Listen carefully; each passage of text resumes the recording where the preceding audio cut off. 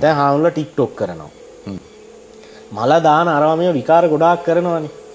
ඇයි මේ අය අර සිවුර තියලා ඇතුලේ ඉන්න කොල්ලා එළියට එනවා. එතකොට සිවුරක් දාපුවම පස්සේ ඒ සහජාසාවන් යටපත් කරලා එයාගේ චිත්ත සංවර්ධනය ඇති කරන්න ඕන වැඩපිළිවෙලන්නේ අපි හදන්න ඕන. හරිද? එහෙම නැතුව රාජ්‍ය පනතක් ගේන්නයි කියලා රජයට කිව්වට වැඩක් නැහැ.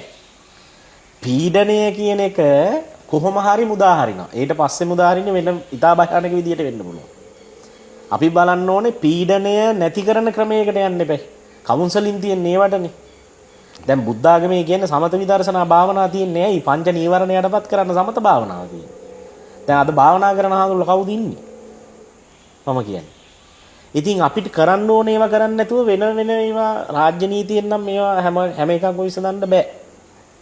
පණක් දැම්මයි කියලා සහජාසයන් සිවුරක් ඇතුලින් හැංගිලා ඉන්න කොල්ලව හරි සිවුරක් ඇතුලේ ඉන්න සහජ ආසාවන් කාම රාගය පටිගේ නැති වෙන්නේ නැහැ. ඒක කරන්න වැඩ පිළිවෙල බුදුහාමුදුරුවෝ දේශනා කරා සමත විදර්ශනා.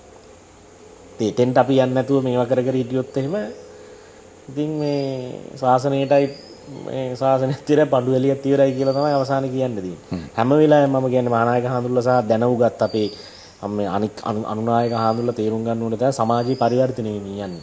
මේ පරිවර්තනය වෙන සමාජයට අනුකූලව ධර්මානුධර්ම සුප්‍රතිපන්න විදිහට අපි හාමුදුරු කෙනෙක් හදන්න ඕනේ කොහොමද කියන එක තමයි අපේ මූලික කතිකාව තියෙන්නේ.